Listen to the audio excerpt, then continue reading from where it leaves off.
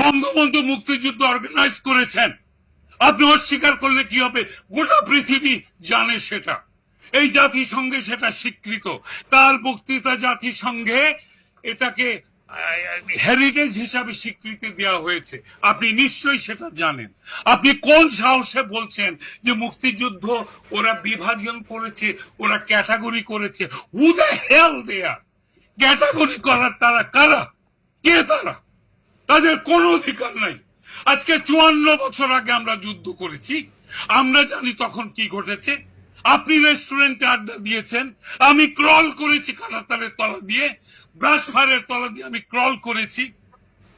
আপনি আমাকে স্বীকৃতি দেবেন? Who the hell you are? আপনি কে?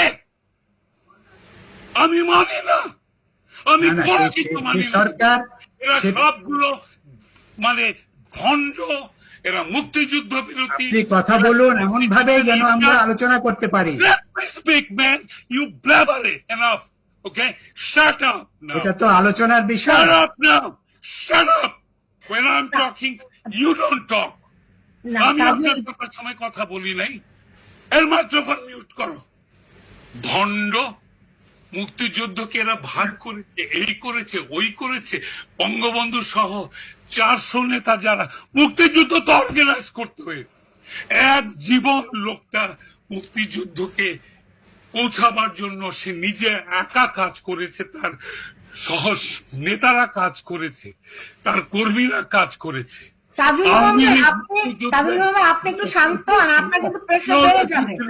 Listen, if you don't let me finish, I'll leave. If you don't let me finish, I'll leave. So yeah, let me talk. Let me talk.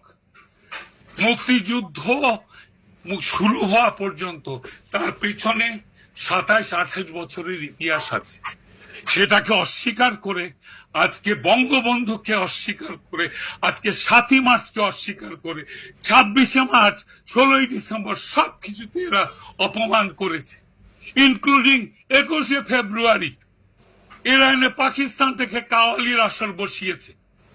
এরা বাংলাদেশের স্বাধীনতার আতুর ঘর ভেঙে দিয়েছে। এরা 32 নম্বরে প্রথমে আগুন দিয়েছে, তারপরে বুলডোজার দিয়ে ভেঙেছে। 32 নম্বর পুড়িয়ে দেওয়া মানে বাংলাদেশের স্বাধীনতার আতুর ঘর পুড়িয়ে দেওয়া। এই অসভ্যতার পক্ষে কথা বলতে এসছেন?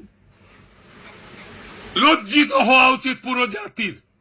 পুরো জাতির লজ্জিত হওয়া উচিত। আজকে জামাত ইসলাম মুক্তিযুদ্ধকে ন্যারেশন করছে, কোনটা মুক্তিযুদ্ধ কোনটা নয়। তারা কখনো ক্ষমা চেয়েছে? আলবদর রাজাকাররা ক্ষমা চেয়েছে? আজকে আপনি নৌকার মাঝিকে মুক্তিযোদ্ধা বানাচ্ছেন। মুক্তিযুদ্ধের সাপোর্টে পুরো বাংলাদেশ ছিল, গুটি কয় রাজাকাররা আলবদর ছাড়া। আমরা পথে পথে দরিদ্র মানুষ আমাদের রান্না করে খাইয়েছে, দিনের পর দিন উপাস থেকেছি আমরা। That's not right, man. That's not right. আপনি বিবেকের কথা বলেন, আপনি একজন শিক্ষক, আপনি বিবেকের কথা বলেন, মিথ্যা বলবেন না। আমাকে বলছেন না, আপনি জেনারেল স্টেটমেন্ট দিচ্ছেন। আপনাকে আপনার বক্তব্য পুরোটা শুনেছি।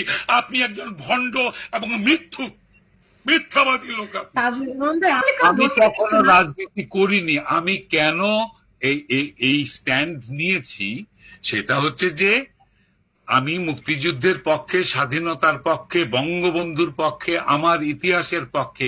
ওটা আমার জীবনের, আমার মতো লক্ষ লক্ষ তরুণ যুবক যুবতীর জীবনের শ্রেষ্ঠ অর্জন।